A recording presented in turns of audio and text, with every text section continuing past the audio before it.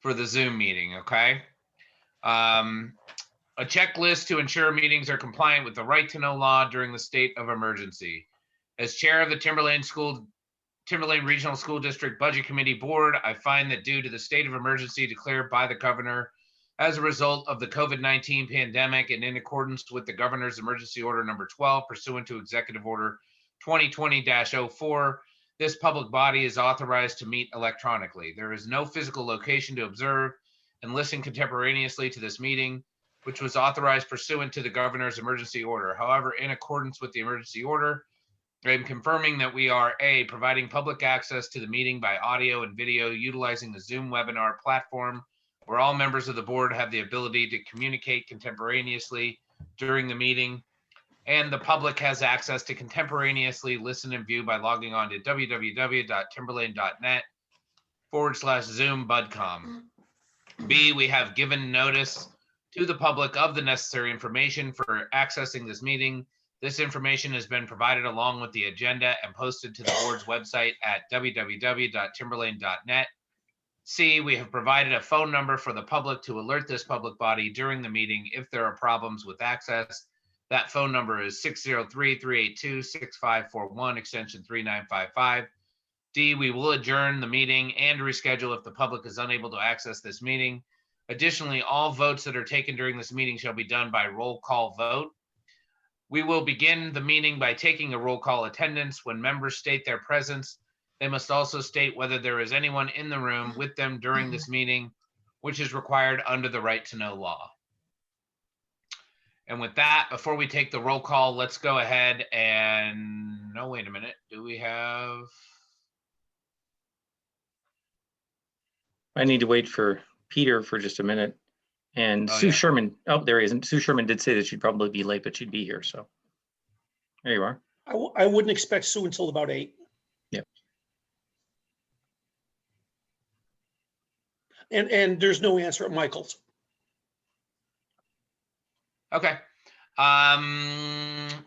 Brian, would you lead us in the Pledge of Allegiance, please? Happy to.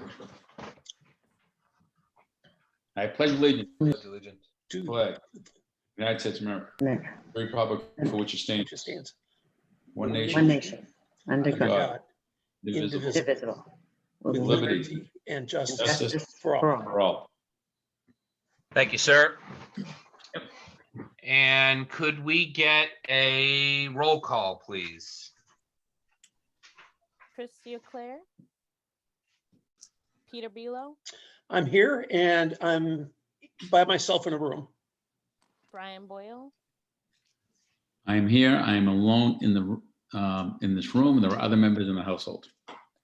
Kathleen Gorman, Julie Hammond, I'm here, but there are other people in the house.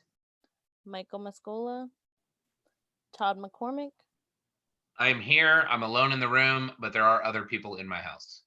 Sue Sherman, and Phil Sherwood. I'm here. I'm alone in the room, but there are other family members in the house. Okay. Thank you. All right, next on the agenda, let's go to the approval of minutes. Hopefully you've had a chance to read through these. Jeff sent them out last week. I make a motion to approve the minutes.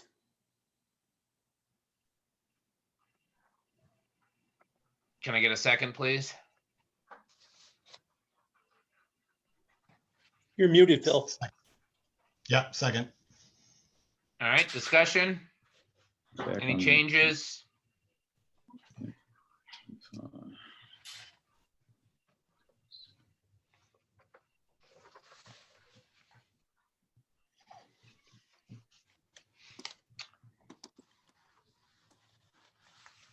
All right, if not, let's see if we can go ahead and approve these with a roll call vote.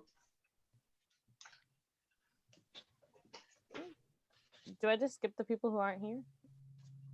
Yes. Yeah, okay. Peter Belo, Yes. Brian Boyle, Yes. Julie Hammond, Yes. Todd McCormick, Yes. Phil Sherwood, Yes. Motion carries. All right. Jeff, do we have any correspondence? No correspondence. Okay.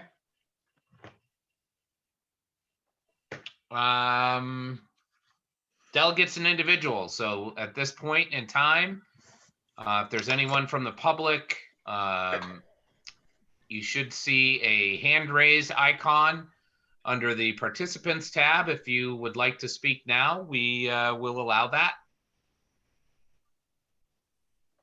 If you don't see it under that participants icon, if you can just highlight your own name under that that list as an attendee, and you should see the option to do a virtual hand raise. It doesn't look like anyone is.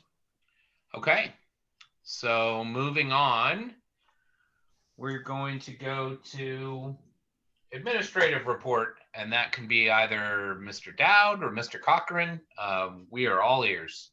It's Dr. Cochran here. I'll defer to him. Okay. Yeah. It's all yours, Mr. Dowd. Oh, Good job. well done. Yeah. The budget process continues to move on. We've made some adjustments to the budget, but aside from that, moving on. The situation in the schools for anyone who has students in the schools, we seem to be going along. And Dr. Cochran had anything to say on that? That would be okay, but beyond that, nothing else to report. So.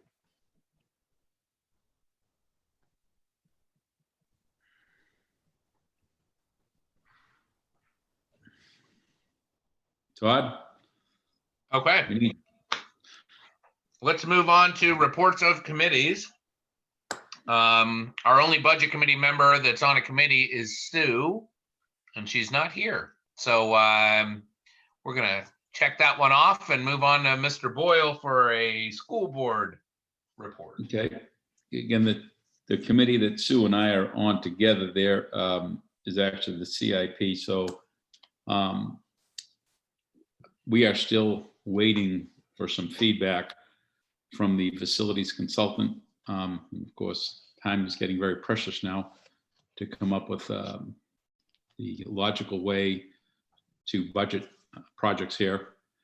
As we speak, we do not have that. And I don't know if Dr. Carton, there's nothing really yet, correct, from With respect to HVAC?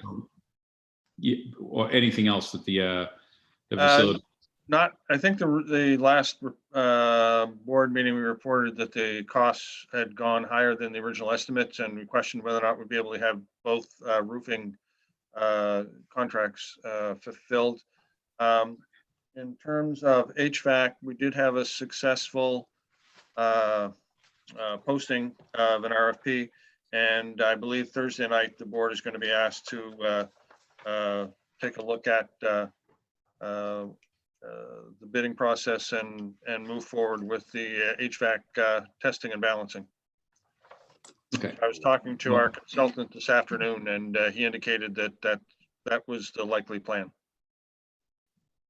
Okay, thank you. But I think what we're hoping to get for the budget committee here is which we clearly have to have here. A list of CIP type projects so we can get these things in the budget here. So, like I say, the clock is ticking here. We're running out of time. So it's kind of a priority here. And Brian, is the list you're talking about more like that 5-year color-coded spreadsheet that we looked at last year that, That's part of it, Todd, but I think we know, I think both the school board, the budget committee, the public in general know that we should be investing in our facilities. So it's at least $1 million. So then the question is, what are those projects targeted for this year? And as we speak, we don't have that. And hopefully in a matter of days here, we'll have something a little more logical here versus just having a number. right. But I'm convinced that both of the boards are on the same page, that something has to, you've got to make these investments. So along those lines, I know the school board is going to be meeting, probably going to be meeting this week, and we're going to be looking at some staffing issues and as they're going to relate to this year's budget. I believe right now, this year's budget is up approximately $3 million. That sound about right, Jeff? I think we're up 3 million.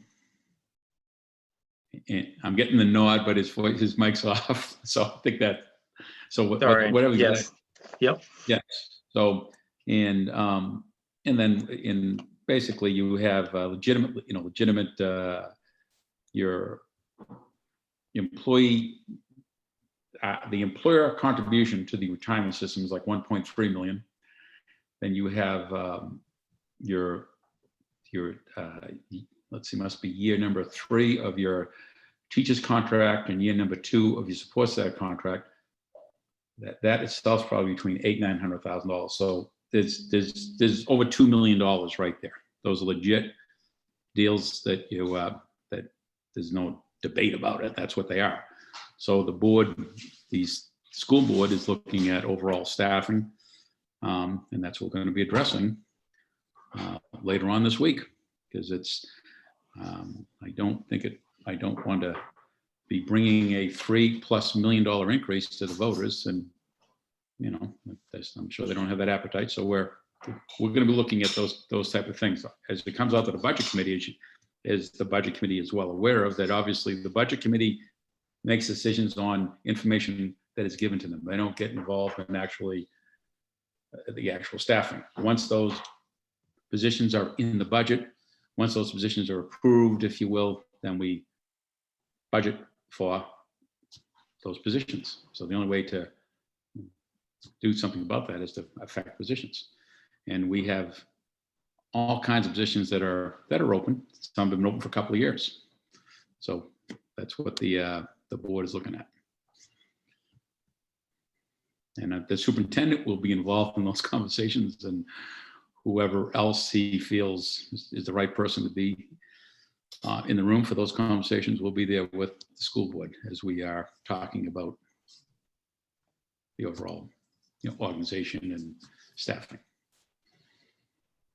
Sound about right, Dr. Cochran, or? Smack on. Okay. Great.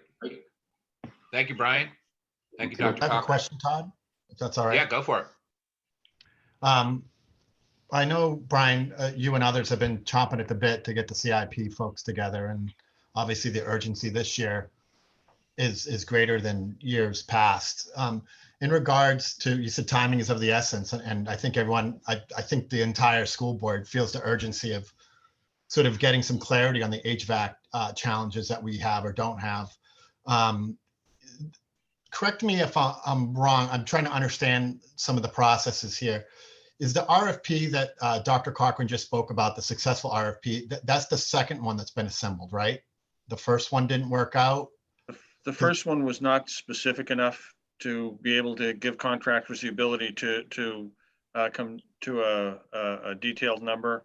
There wasn't enough specific information about the age of machine. They need fairly detailed specs and building plans and things like that. So on the first RFP, we did not get any responses from. I know we have at least one response from the current one.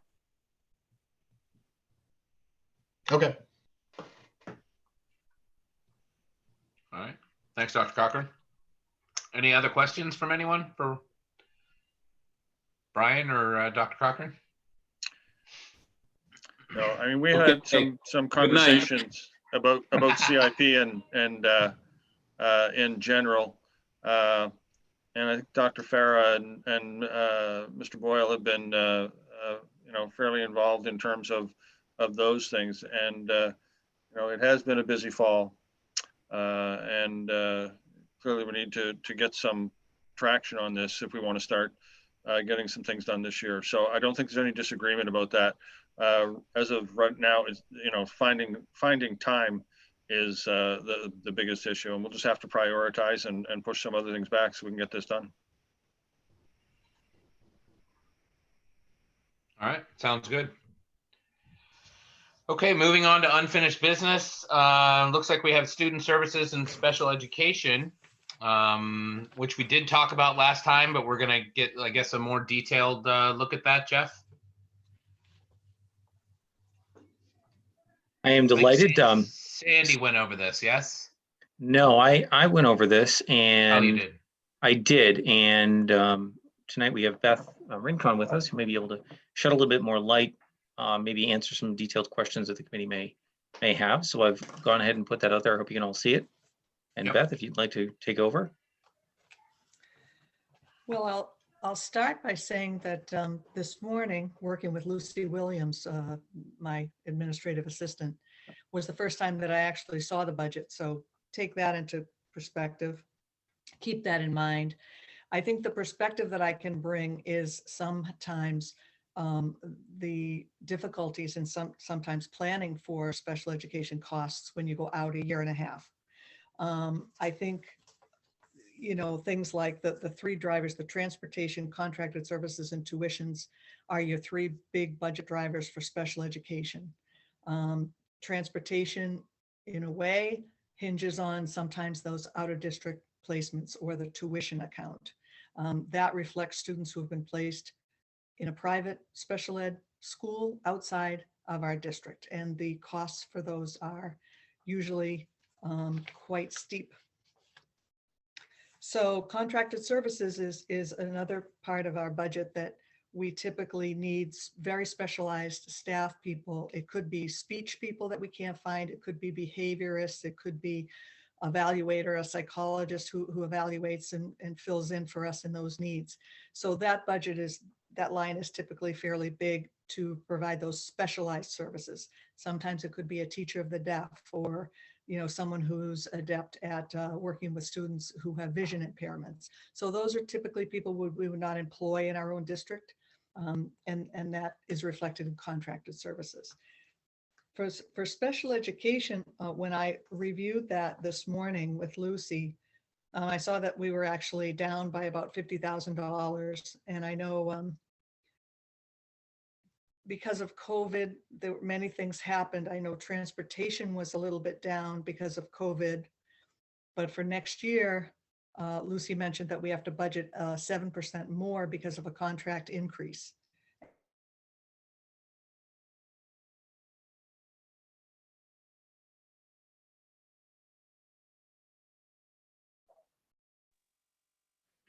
Beth, is it just me or? Summer Discovery, one of our programs. So There she is. Oh, Sorry, you went out Yeah. a little bit. I thought it was me too, Jeff. sorry. But, sorry. So transportation was down a little bit, but the contract next year is going to be up 7%. I'll jump right to the piece that for me was just so eye-opening. It was the tuition accounts, and they were basically considerably up. It put the student services budget at about $340,000 more, which is a lot. And when Lucy and I kind of dug into it, it helped to clarify when I had these statistics that they were, since September 2019, they have had 8 students move into the Timberlane district who were not there in 2019 to be budgeted. So those are 3 of them were already in out-of-district placements when they moved to our district. So of course, we're responsible for picking those up. Hasn't been budgeted. 1 was placed by the court. We don't have a real say in that. That was not budgeted. 2 were placed by a mediated agreement through the Department of Education. So again, you have to own that. And 2, the district actually placed out of those new out-of-district students since 2019. So that is a significant part of the student services budget that explains that steep increase. The special ed budget was pretty much, flat, 50,000 down. So that's kind of the the big picture, if people have specific questions about processes we go through on how we budget things, I'll be happy to answer that.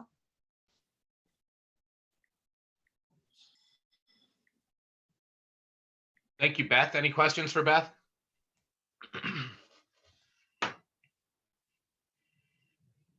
Well, I guess I have a question there, Todd. Go for it. So I know, Beth, you're just welcome back again. So I know it's your first day back, but and a lot's gone on here in the brief time since you've been gone. And do you think you're going to need some time, if you will, to see what can be done, if anything, about the escalating costs of special ed in general? It seems to be you've probably noticed that even in the brief amount of time you've been gone, such a spike that we've had. Yeah, I have noticed that, Brian, and certainly Dr. Cochran and I will be having discussions.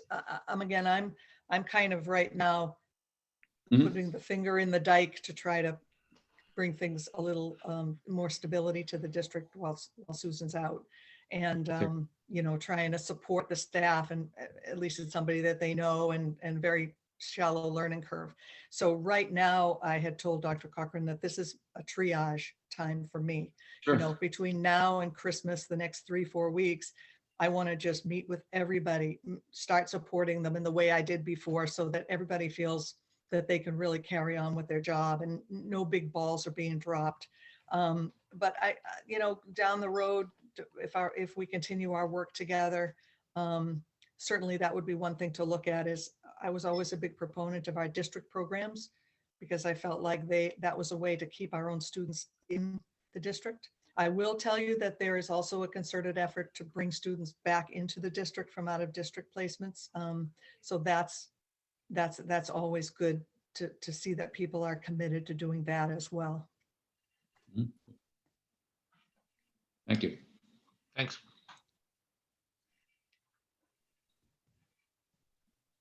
All right. Well, moving on, I think you are also going to be addressing pupil personnel services.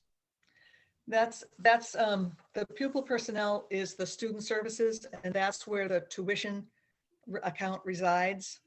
The transportation and the contracted services, for the most part, reside in special education. I tend to kind of think of them as one lump. Oh, okay. I did a lot of work with tuition as the special ed director. I lived in that world. So for some reason, they're divided out that way. But that was pretty much the one thing that really I figured that you guys your attention would be drawn to right away, would be out of that student services tuition. Right, the big account. Increase. Yeah, Yep. exactly. I had Beth start on this pupil personnel and services with the $50,000 reduction in budget initially, because it was a little bit more of a manageable budget to take a look at. So we did it in reverse order. I apologize for the confusion on that. Sorry, that was me. I kind of really tried to do a nutshell or a big view, overview for you guys. I didn't think that you particularly wanted me to go like line by line through and explain, which I could certainly do, but there are explanations of some of these things when you see, like in special education contracted services, there, I have some notes. The behavioral interventions were reduced. We lost a couple of contracted people at the high school, and this Compass classroom that we had was no longer. So those represented a big chunk of money. We had a reduction in Easter Steels, who provided transition services to students. And to give you a perspective about special education too, it's so dependent on individual students. It truly is. You can have one individual special ed identified student who costs you pretty much no more than a regular ed student. And then you can have one student who's so medically fragile, or whatever it is, their needs are so intense that it could cost you 2 or 3 or 4 or 5 times what a typical student would cost. So it's really hard to say, a one-to-one comparison. That's what makes it so difficult. And I understand that. The For instance, the other professional services were up because we happen at this point to be servicing more students who are hard of hearing or deaf. There could be an increase of 2, 3, 4 of those students. And so the money shifts from maybe one contracted account and transition over to another contracted that'd be speech.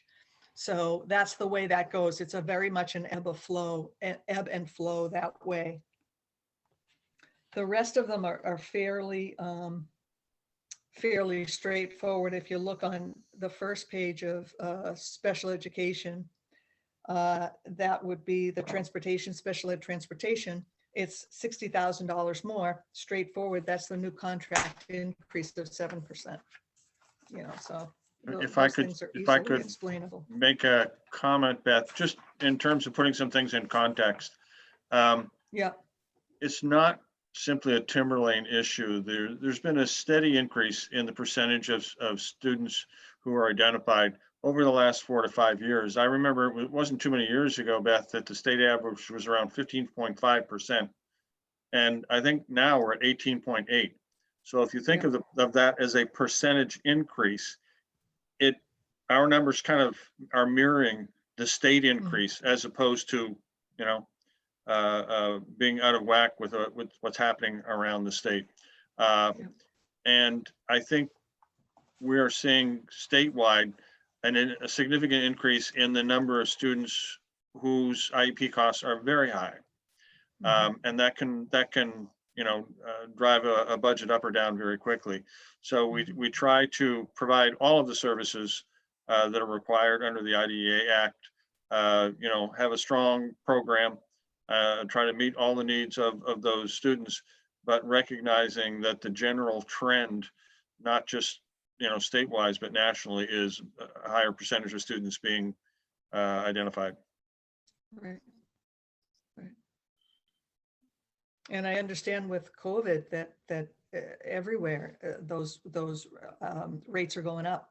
The referrals to special education are spiking everywhere because of the anxiety that people are feeling, and it's being passed on to the kids, or, you know, from the parents or the whole family or whatever. So there's been a real spike in that as well.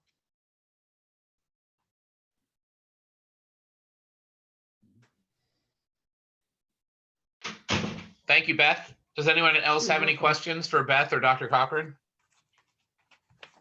Oh, I just want to say, welcome, Beth. I mean, I think the program has done an excellent job at Timberlane, and Dr. Cochran made a good point. Timberlane doesn't exist in a vacuum. These trends we can see throughout the state and nationally, whether it be ADA or some of these costs are derived by statute, or, you know, however, it's easy for taxpayers to look at the number and get frustrated and see these huge increases. And I think sometimes we fail, and I don't mean us on the call, just in general, to talk about the importance of this.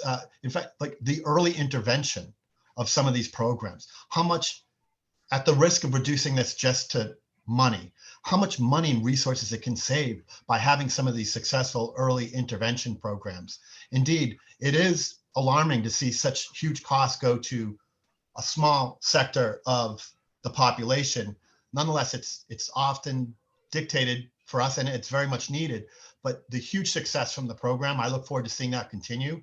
Some of the early intervention we do that actually, again, helps save taxpayers' resources, helps enrich the lives of the kids and the staff in the building, for that matter, by getting early involvement. And that is expensive, but it's an investment rather than an infliction on the taxpayer. That would be my argument. And I think sometimes we don't do a great job communicating that to the public.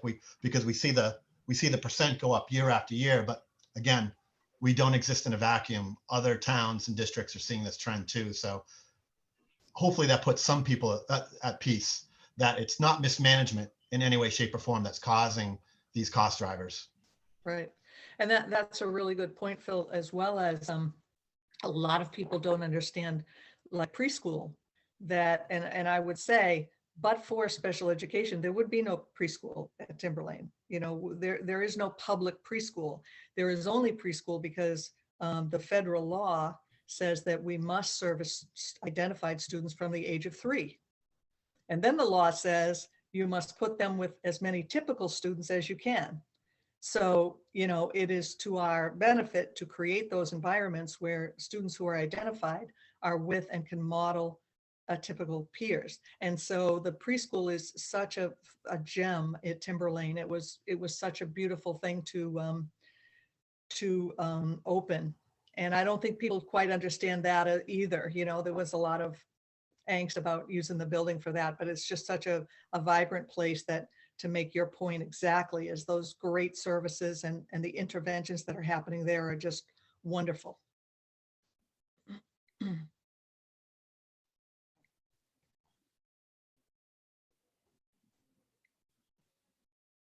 All right. Thanks, Beth. So I would just say, if anybody has further questions, I know Sue will be coming on later. You guys can always funnel those through Dr. Corcoran, and Lucy and I will do our best, along with Jeff and Maria, to get you the specific answers that you need. Okay. Thank you. We appreciate it. All right. thank good you. to see You're everybody. welcome to stay with us for the rest of the meeting, but you don't have to. Okay. Thank you for Thanks, joining I'll us, sign Beth. off. You're Bye, welcome. Thank you. Good to see everybody. Nice to meet you. Yeah. All right, moving on, new business. I think we're going to get our first look at hopefully we're able to look at it before the meeting tonight, but the full budget. We're going to go over the projected expenses and projected revenue, correct, Jeff? Correct, Maria? yeah. I've shared out, hopefully you can see the,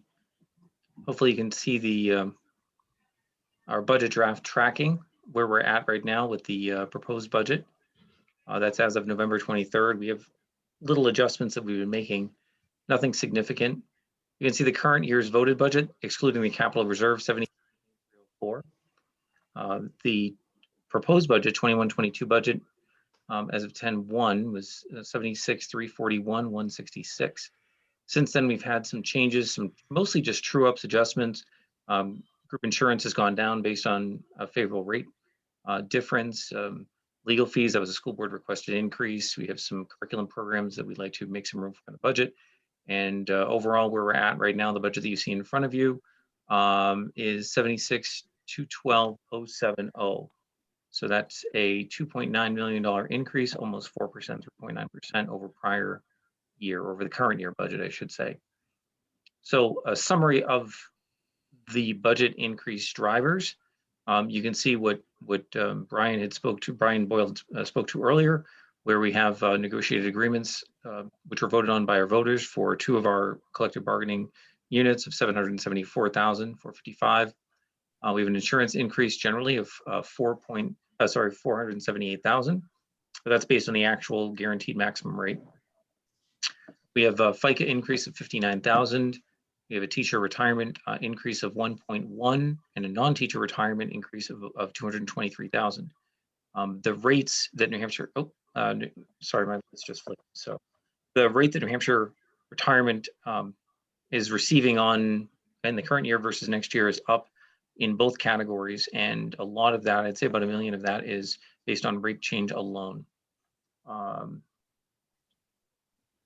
You can see that the special education tuition generally 350,000, student transportation 78,000, and curriculum initiatives are up 90,000. We have some other increases which are here, there. We have some up, some down, net at 4,590, and then we have SE withdrawal savings of 255,409. So you can see in the notes some of the detail behind each of those lines.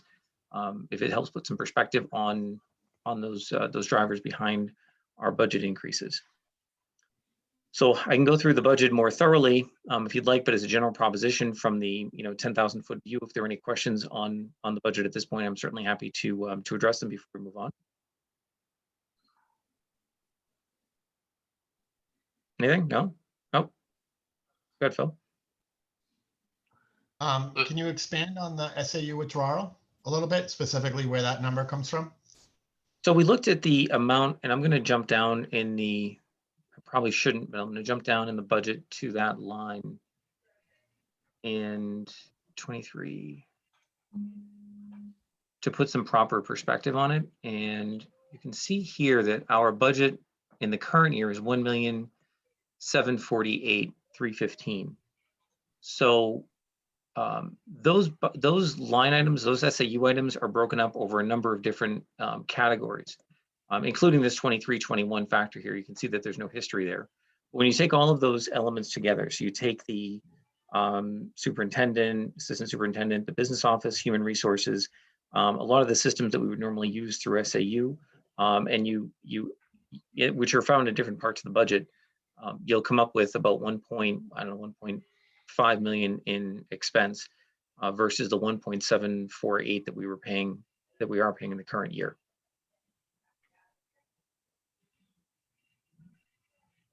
So I think right now, positions that have been approved were approved at the last school board meeting for staffing. I don't have a breakdown of them right now. This includes those positions that were approved at the last school board meeting for inclusion in the budget, because of course we don't have those positions in our budget as of now, or we do now, but we don't have it in as of this year. So, Jeff, are you saying that what are the codes for the new way we're going to see the SAU expenses then? 23-21, 23-20? 23-21, yep. See if we have them here. I could ask Maria if do you happen to have those handy, Maria, by any chance? Expenses for the new SAU? Yeah, the line breakouts for them. Yeah. It's just harder. I'm screen sharing, but I will show you that 23-21. I'm sorry to be jumping up and down. We've got these expenses right here. 23-21 is where you'll find some of them.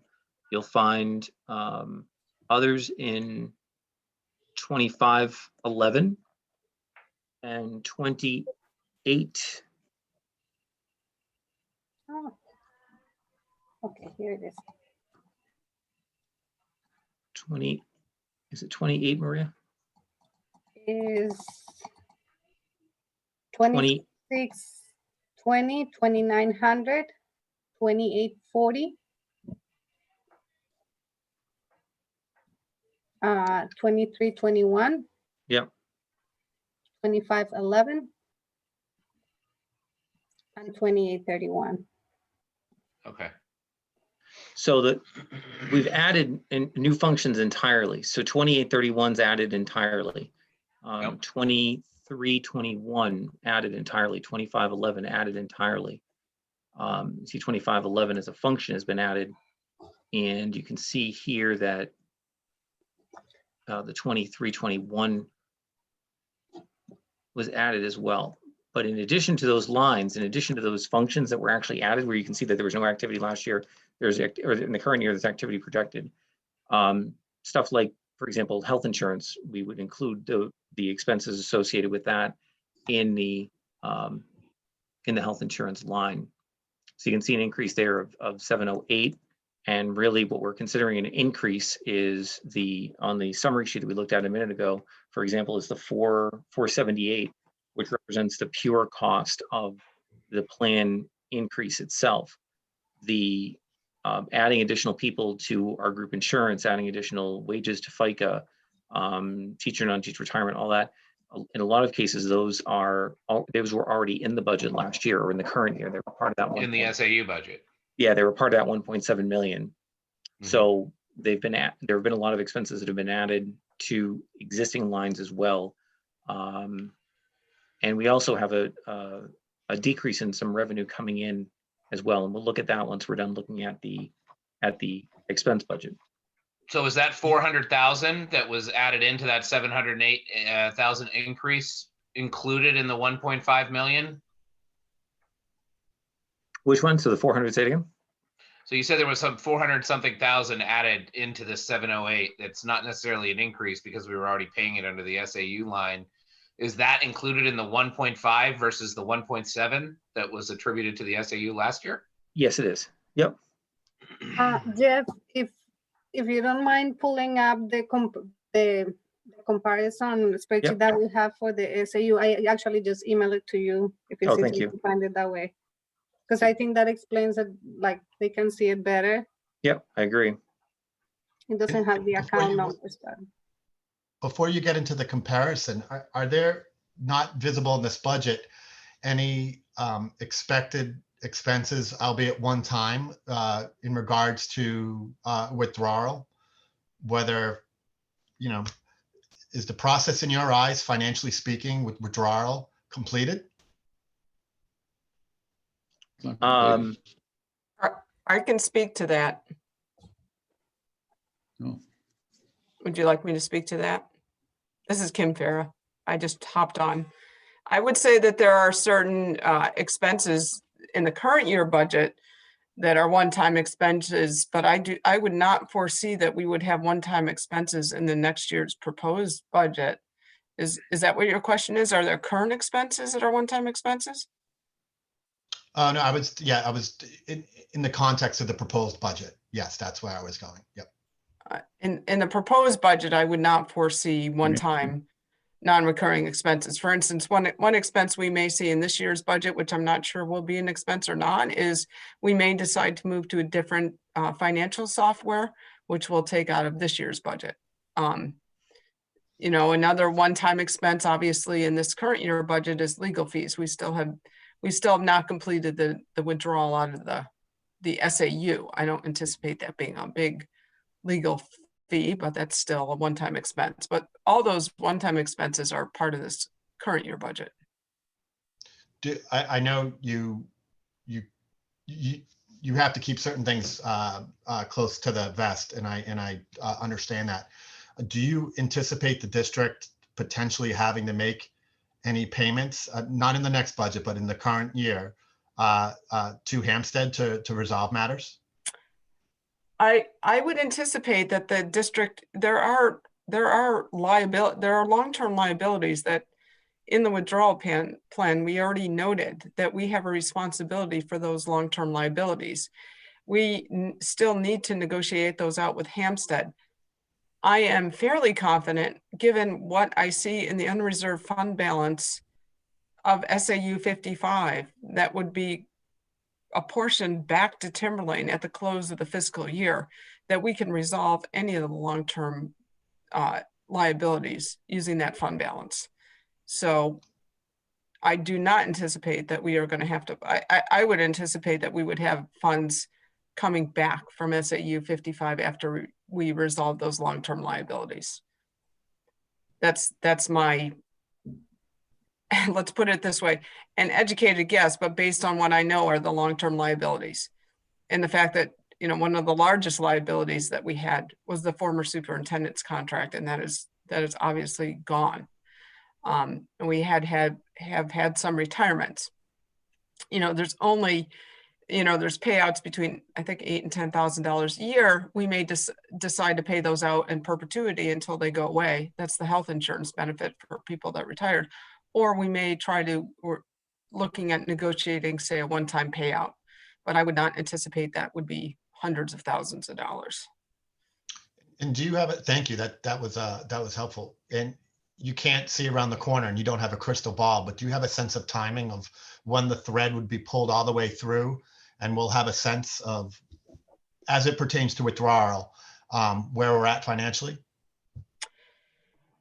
Well, funny, I was on the phone with the lawyer today and I said, we need to get back to the negotiations for the final withdrawal numbers. Clearly those have to be, the SAU is going to close out its book June 30th and everything needs to be resolved. So I would anticipate, hopefully, probably once the budget is finalized in February, that Timberlane goes back to the negotiating table with Hampstead and tries to come to some agreement on what the final payouts are so that we can determine, you know, what Timberlane's going to, in my mind, essentially send Hampstead's way from the unreserved fund balance that's in the SAU. But clearly we have the majority of that. And Jeff, I don't know where that stands now. It's probably close to $250,000 off the top of my head. What would you think?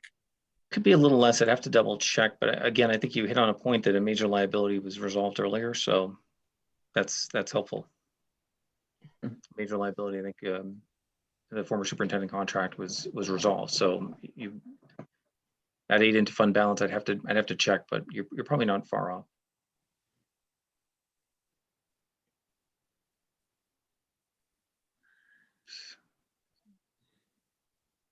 I'm going to see if I can bring up a spreadsheet here. I have one that I can share out.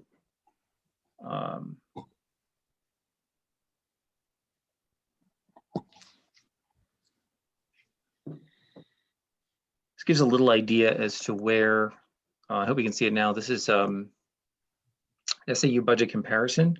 It doesn't necessarily speak line for line in terms of budget function object numbers and that sort of thing. But if you can see here that that the, for example, superintendent, all the salaries that have been included are right there. And other expenses are retirement, insurance, FICA, as well as a lot of the miscellaneous expenses that would be included normally.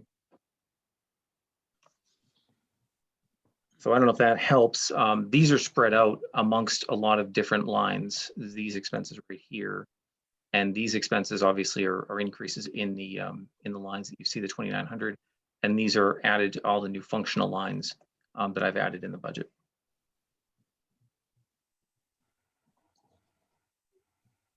If you can go to the bottom, Jeff, so you can see there the 1.7 million that was in the original budget for the SAU. Now the 1.4, almost 1.5 is what we have for next year, and that's your $255,000 difference that is in the summary sheet. And not necessarily by account specifically, this is the overall function. But Thank you, that that's does a very nice helpful. job of summarizing. That does a great job of summarizing it, though, Maria.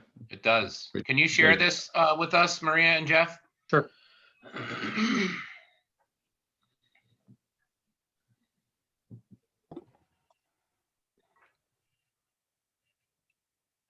Yeah, that's a nice spreadsheet.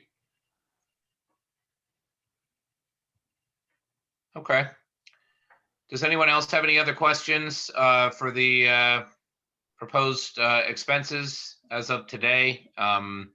We've only got a couple more meetings. There's a meeting on the agenda or on the docket for the 24th of December. I'd really like to avoid that. So I just ask you guys, I know this is the first time seeing it, or first time when Jeff and Maria sent it out last week.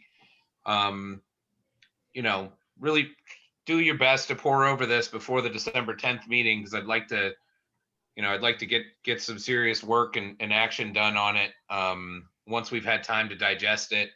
So that I'm not saying we're not going to meet again in December, and obviously tonight's a perfect example of how Zoom makes it very flexible for us to send out a weekly, a week in advance notice and meet kind of whenever we need to. So we'll definitely do that. I don't want to ask anyone to have to meet on the 24th of December. I know I don't want to. So if we can figure out a way to get as much done between now and the next meeting and in the next meeting, come armed with any and all questions and do any sort of analysis you need to do to, try to figure out, if there's anywhere where we can, trim this down and make it more palatable to the voters. But with that, I'm going to go ahead and let Jeff move on to show us the projected revenue. All right, hold on just a second here. Let me get down there and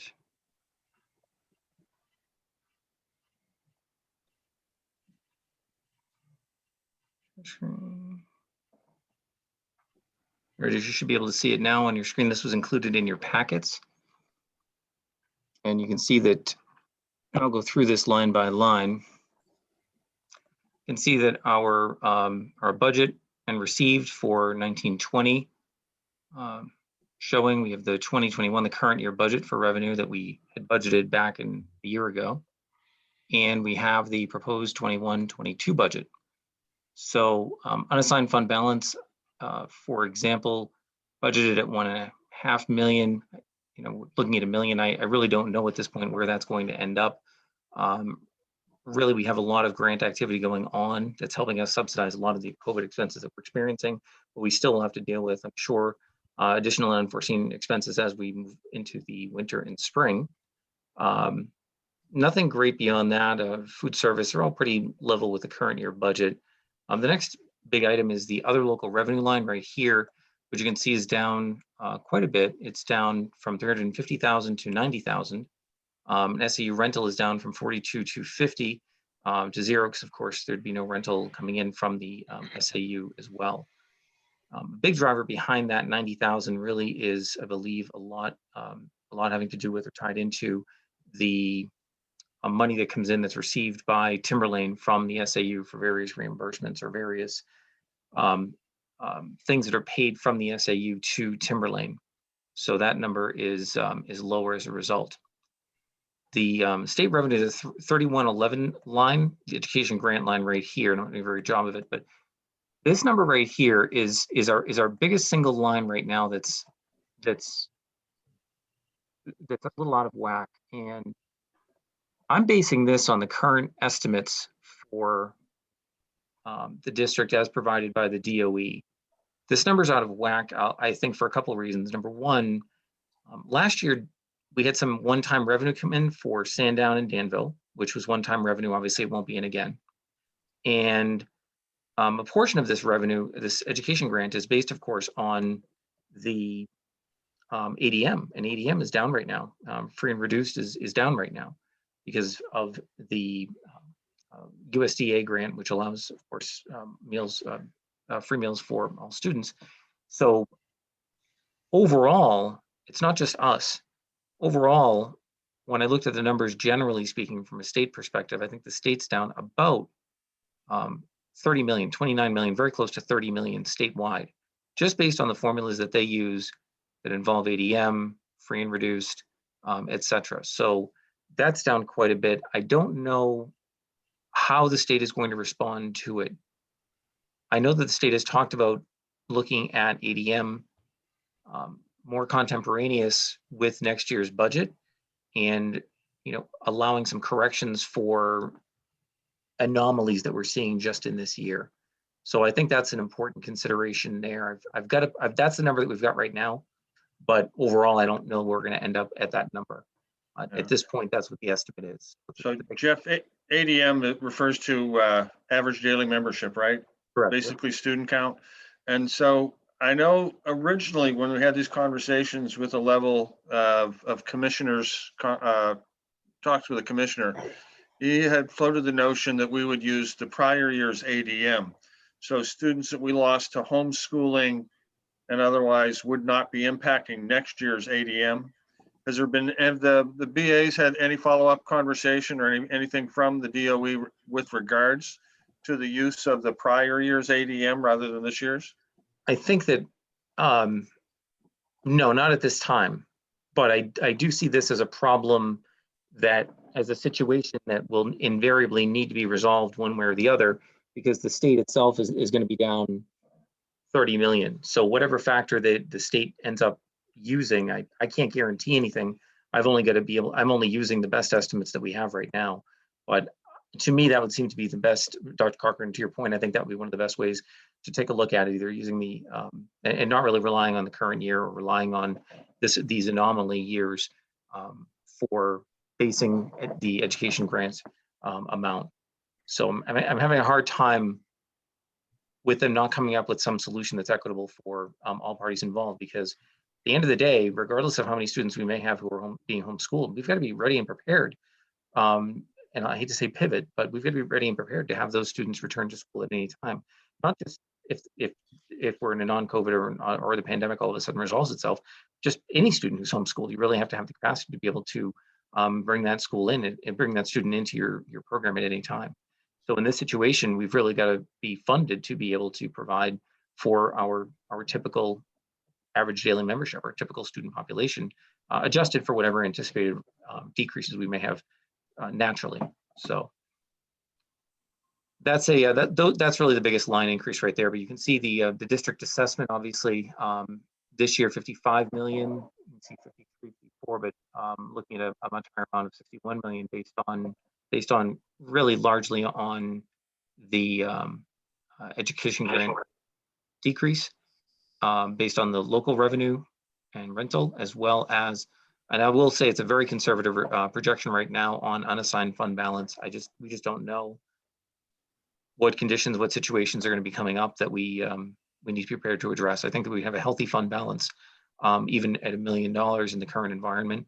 I think that if we're able to take advantage of all the grant programs that we have, we may be able to come in much higher than that, which is quite ironic in this environment, but we've been able to receive some funding that'll help out. So Why was it so much more in the last school year?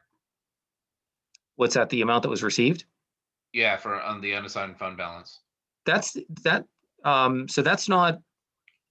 that wouldn't be the amount from this past year that closed. That was the amount from before that. That was the amount from the year before, which went For into, the 1920 received?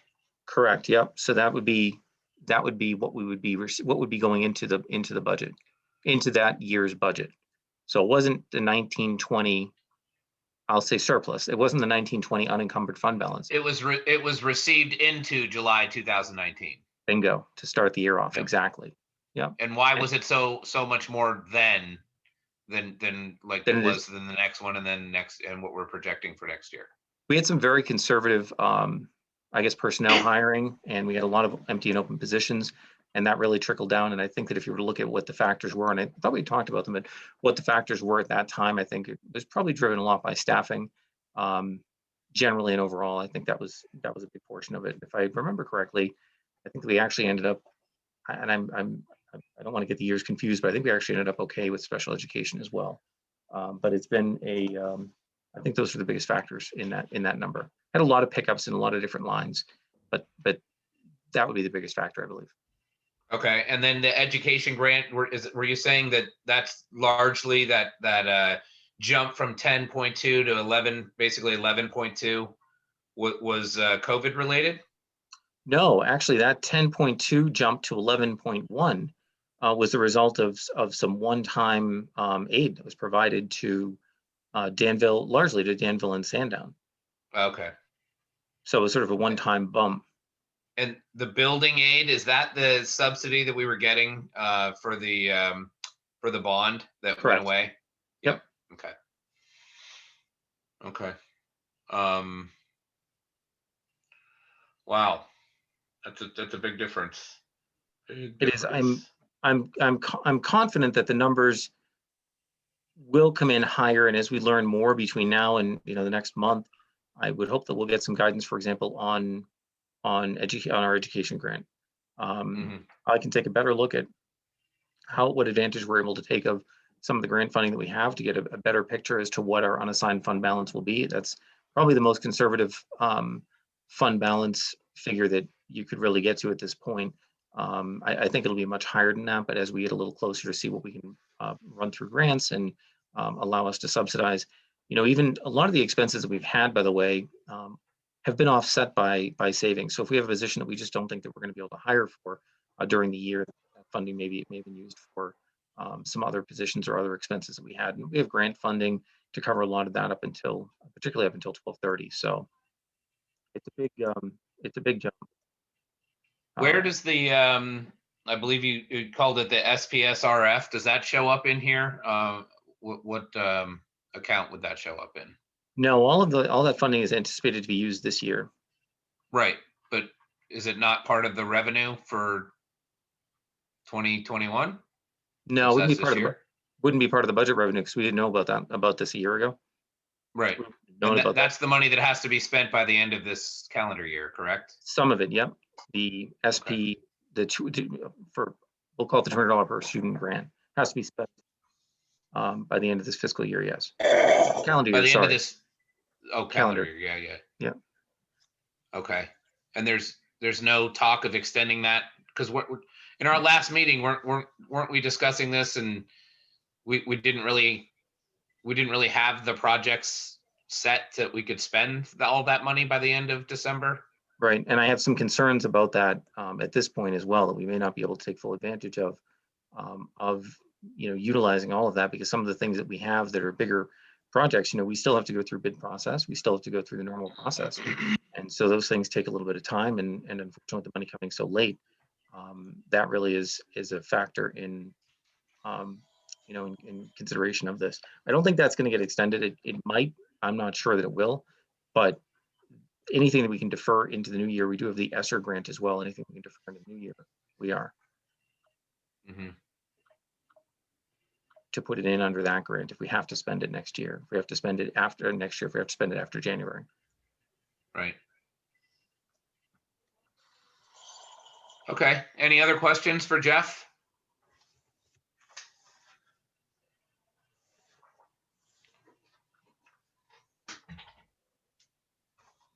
All right, thank you, Jeff. Right.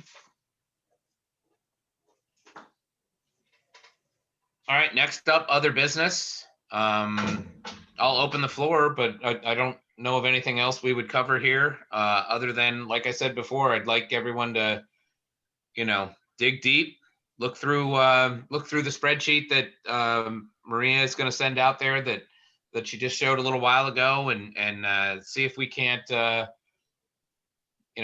say trend analysis. I mean, definitely, it's important to find trends and look at all the lines like we did last year. And we had some great success, I think, in putting a great budget out for the voters to approve in March. But, there's a lot of uncertainty too. It doesn't seem like this thing's ending anytime soon. And I just don't know. I mean, I don't know. I don't know how this is going to impact next year. But I think we should definitely keep it in our minds. And obviously, as we learned tonight and was indicated in the last meeting, there's some serious increases for the retirement, and with the different contracts, that there's not much we can do about that. But we need to try to be creative and see what we can do, and I'm confident that we'll do that as a team. Anyone else have anything? Yeah, I do. In regards to the upcoming public hearing and deliberative session, are folks hearing anything from the Superintendent's Association or policy leaders at the state level? Because here we are meeting remotely, right? The school board is alternating meeting in person and remotely, and it's an arduous task. And in fact, when the legislature went to get sworn in, they had to do it in like a giant auditorium. We're potentially in a situation where hundreds of residents via town meeting, deliberative sessions, budget hearings are going to be coming out. And my understanding of state law is we have very little flexibility. We have to do it. And nothing's been changed. But are folks hearing anything as to if the trends continue to worsen, and doing things remotely continue to be suggested best practice, how we're going to navigate this? Roll call vote with hundreds of people. It sounds totally doable, Phil. Well, actually, Barnstead last year was one of a few districts that basically ran a Zoom meeting, district meeting. So a very small district, but we were able to use 30 classrooms in one building. And because of COVID, the turnout was a little bit suppressed, but we did it just that. We had a moderator. Every room had a Zoom camera set up. Lots of moderators and assistant moderators. People could talk back and forth with the moderator. And we were able to essentially run a meeting like this with a camera in every room, people socially distanced with masks, and then do a call for the vote. Made some motions, did all the things that you normally do in a district meeting, and then tally the vote, and then send them down to, in this case, the gymnasium for a total tally. Now, whether or not the high school has enough of a facility to do that or not, there were some other creative ideas. One was the drive-in model that Bo and some others had. You came on, you listened to the presentation, or actually they posted the budget and gave time for commentary. And then after 48 hours of commentary, the board met and made changes to the budget based on what they identified as the will of the people of moving the budget up or down. And then people either came in and voted for or against. So you drove your car around the school and you got your ballots and you did your votes and then you plunked it in. People with larger parking areas like Winnisquam, Tilton area were able to use the parking lot at the mall, the outlet mall, and did essentially what was the equivalent of a drive-in meeting. But again, I'm not sure the numbers of voters in those situations would be close to what we would have. So I think we're going to have to be creative. We're going to have to be thinking about it, relatively quickly. How do we make that happen? How do we give people the access to be able to ask the questions and get the answers that they need to as part of this process? Because for me, it's a fundamental responsibility for us to do that, and I expect we're all in agreement with that.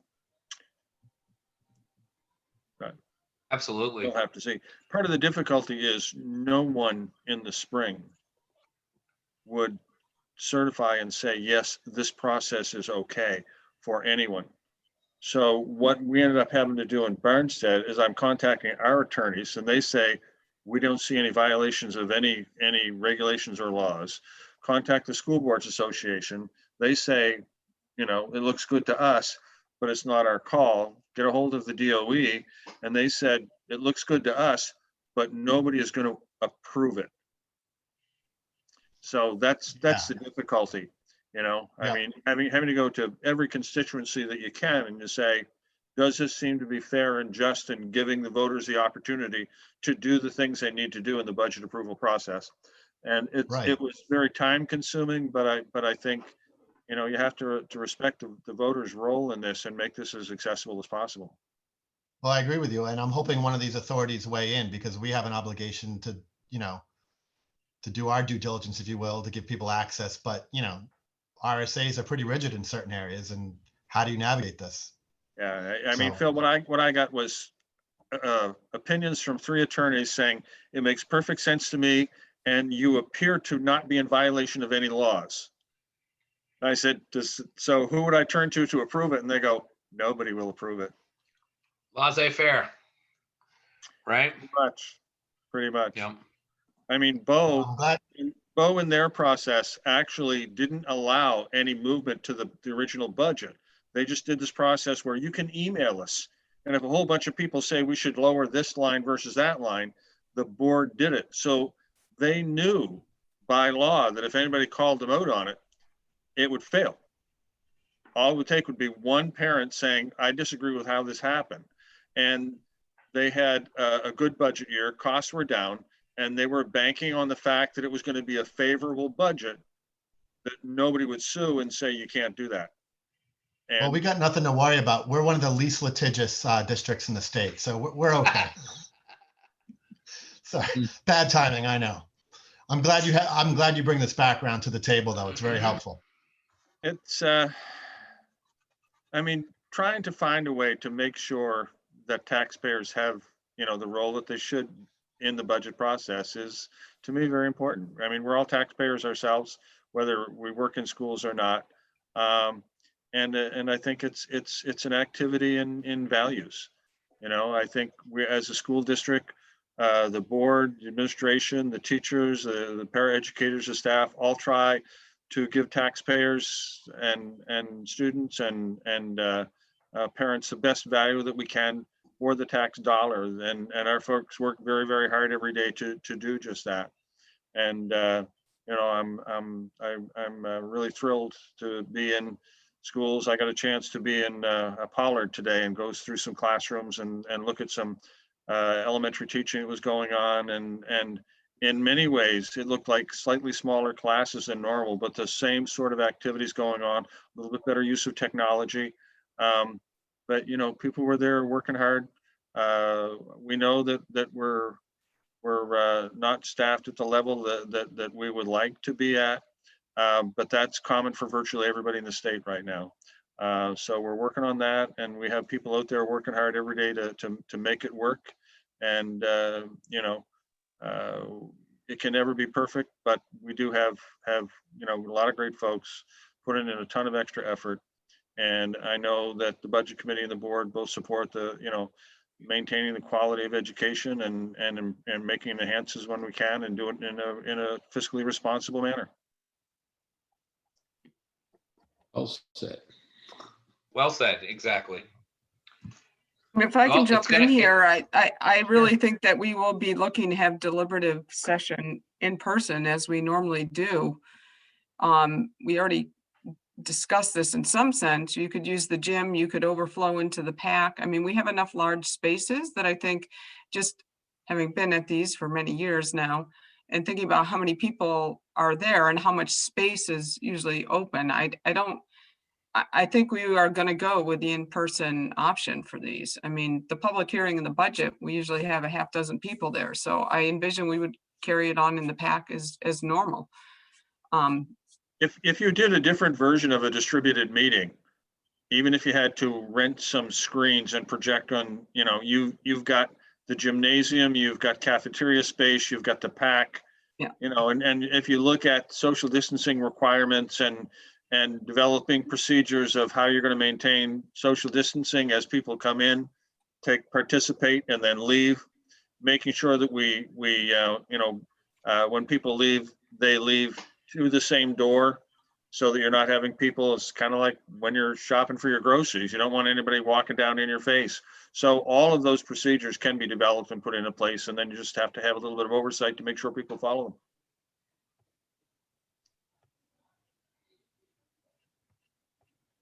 All right. Well, hopefully the numbers will start going down and we won't even have to worry about it. I'm with that. Right?